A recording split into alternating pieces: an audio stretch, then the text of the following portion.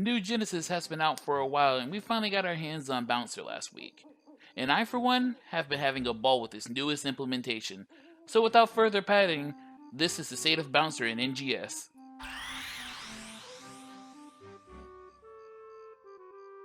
Bouncer was introduced in Episode 3 as a melee hybrid with supportive capabilities. Its main weapons were Dual Blades, a multi-hitting monster with flashy flowing movement, and Jet Boots, a pseudocaster with text built into his PAs, belying its supportive nature in favor of Burst Weapon with ever-growing fast options. This was the golden age where Bouncer's role wasn't solidified. Support Bouncers running around at Sega's will with support Jet Boots.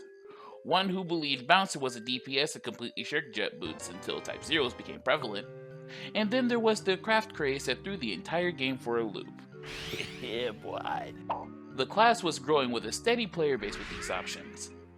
Then came Episode 4, where everyone got a power weapon in the form of the introduction of 14 stars.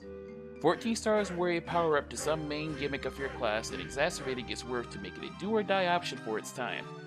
This, alongside the implementation of skill rings, controlled how classes could play alongside the rebalances, killing off some of the subclass synergies across the line for every class including Bouncer. Rest in peace, Tekker Bouncer.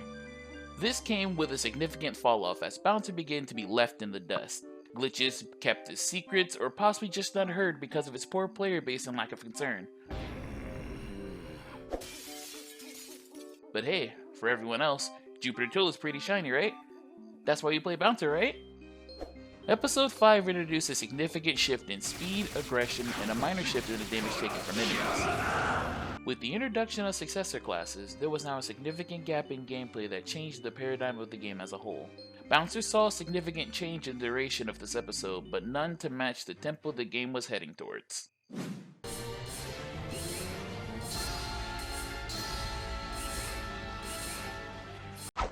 Bouncer was outpaced.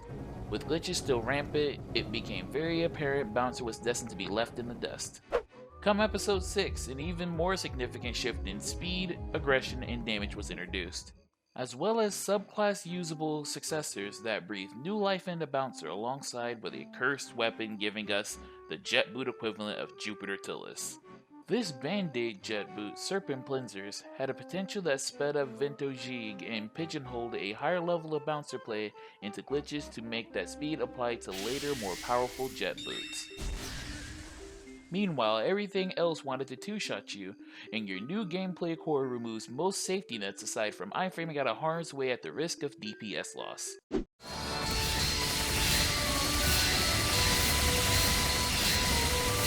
This came with small hitboxes that lessen your consistent options for DPS as a Bouncer.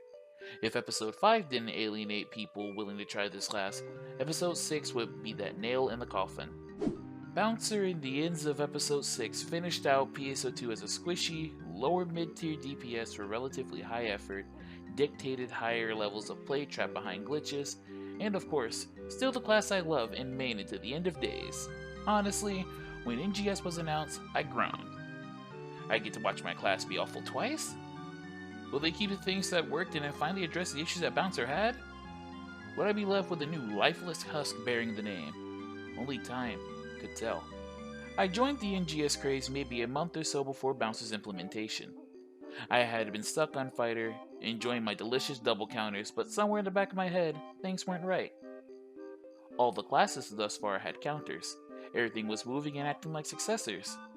It was completely clear that the idea of NGS class design was reminiscent of base class identity with the gameplay updated in a post-successors world. Would Bouncer survive that world? What if I was just turned into a 12v2? My mind was riddled with thoughts of the worst case scenarios, but part of me was hopeful that my class would be taken care of. Fast forward to the teasers for the Bouncer weapons in the skill tree. I was excited because a lot of classic Bouncer things looked like it made returns in NGS, and the skill tree looked surprisingly cohesive. This could all be different in testing, so I held my breath in hype. I was thankful that it looked like part of its identity was still intact and grinded away in preparation. Man oh man, Bouncer feels amazing. The class really feels very complete. While I'm not too jazzed about Jet Boots being purely tech-scaled, the implementation of alternatives to JB gear and the PA variants via holding the button felt very smooth. NGS really is a game of now I get the counter too. Vento Jig is now inactive with a cooler name. Like, how cool is the name Sturm Jig? It's sick.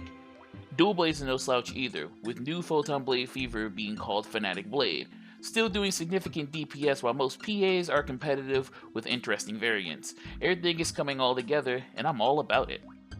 Bouncer in usual fashion came with a variety of glitches that increased the already powerful DPS of Fanatic Blade. While I won't go into details because it's already on the bug fix list, amazingly enough. Suddenly everyone had an interest in Bouncer because some Mary Sue content creator said, "Bouncer? Glitch OP? Like, comment, and take my suggestions for the entire game!" This is the thing right here that made some incredibly polarizing views of Bouncer. The general player base is jumping between Force Attacker is dead because Bouncer is OP, Bouncer is useless because the glitches were fixed, the class must be already dead if it's facing nerfs, right? Right? All of it is very silly, and supporting glitches that significantly gap the performance of a class on a do you know how to do a low frame count glitch that's 9 times out of 10 kept between the sweats and only the sweats, that is poorly documented as a hype factor manufactured by content creators who usually don't main or play the class, is where PSO2 Bouncer went wrong. The fact that these were mostly combated as they came up in NGS speaks volumes on the concern involved in the class that doesn't hurt the casual level of play and fosters an environment where those same casuals can become seasoned veterans. Do not deserve an even playing field like everyone else? I digress. The future of Bouncer looks bright. The class plays fantastically with maybe a few issues overall, like the airtime and the occasional issues with targeting things like jet intensity while hard locked. But I love Bouncer, and I feel everyone should be able to give it a try. It's definitely here to stay, fitting its own niche as a pseudo-caster melee, alongside the rest of the classes implemented thus far in NGS. Take this second to realize things can only go up from here. Imagine new PAs, skills, areas, hell, even enemies to fight. I'm ecstatic to see the future of my main class. Now with all that ranting out of the way, the NGS Bouncer guide will be coming sometime soon. But right now, I gotta bounce on your homeboys